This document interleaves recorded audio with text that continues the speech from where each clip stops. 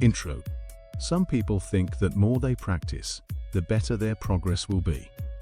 But this approach doesn't work with every type of load, and sometimes this approach can be harmful. Some people throw themselves such a challenge, pull up every day for a month and see how. This will affect its body, but is it worth doing? What happens to your body if you do pull-ups every day? In this video, I will answer all of these questions. So watch the video to the end. It will be interesting. Let us go. There are from 640 to 850 muscles of different sizes in muscles. Your body, different sources indicate different values. And when you do pull-ups, a significant portion of those muscles are involved. The most notable are lats, pecs, delts, biceps, triceps, traps, brachioradial muscles, and many others. The pull-up is one of the basic exercises that builds muscle in the back, arms and shoulders very well. And that's the benefit of basic exercises. But basic exercises have another one feature. It's an increased recovery period.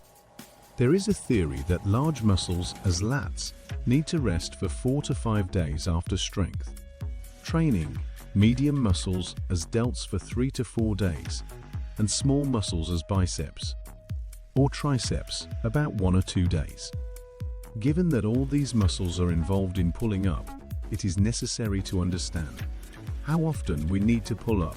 The frequency of workouts depends on the size of the muscles and on the type of the load. Frequency.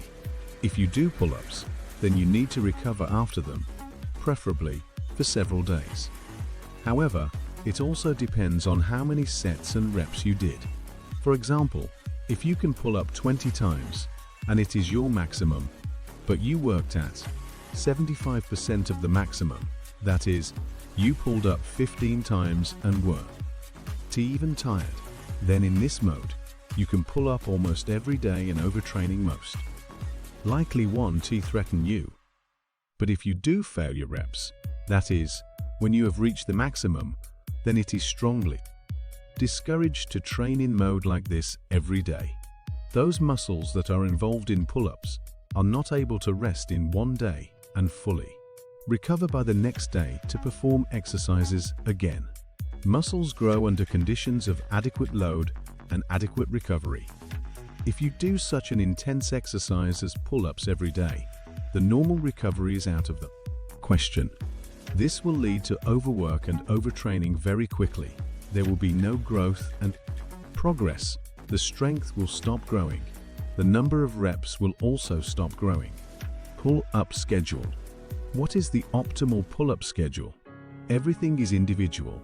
People can have different goals and different approaches.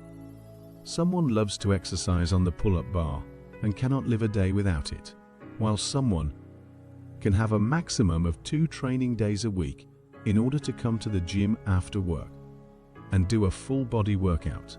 But the general recommendations are as follows. Pulling up is definitely not recommended more than 3 times a week. Between pull-ups, there should be a break of at least 1 day, and this is the minimum because preferably you need to rest at least 2 or 3 days. If you want to build muscles, then it is not recommended to pull up more than 2 times a week. In this case, you will be providing rest for 3 to 4 days between pull-ups. It is also not recommended to do more than 5 sets of pull-ups in one workout. I mean exactly the sets to failure, the maximum number of repetitions. It's also a good idea to alternate between grips and pull-up styles on different workouts, to focus on different muscle groups. There are dozens of types of pull-ups. The 2 main ones are wide grip pull-ups and narrow grip pull-ups. If you pull up with a wide grip, then the lats, especially their upper part, will work more, which will contribute to the expansion of your back. And when you pull up with a narrow grip, the middle of your back will develop more, which contributes to its thickening, and also a large load will fall on the muscles of the arms. That is, relatively speaking, if you want a wide back pull-up with a wide grip, if you want a thick back pull-up with a narrow one. In addition, there are chin-ups.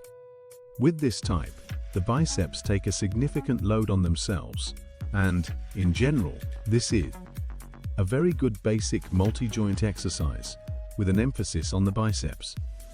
If you can do more than 15 pull-ups and your goal is to build muscles, then you should. Intensity.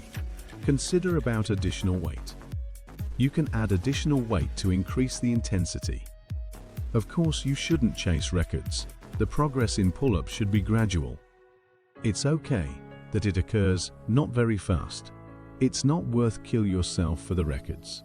Also, you should never do various jerking movements. All kinds of chitting, wriggling, how to do pull-ups correctly. Swinging, throwing your head back, twisting your whole body in the form of the question mark. This all leads to injuries to the vertebrae, muscles, tendons and ligaments. The movement should be done by the shoulders and elbows, and your body should be stable. By following all these recommendations, you will significantly increase your strength, build muscles, increase the vital capacity of your lungs, improve your cardiovascular system, improve your posture, and make your body's health better.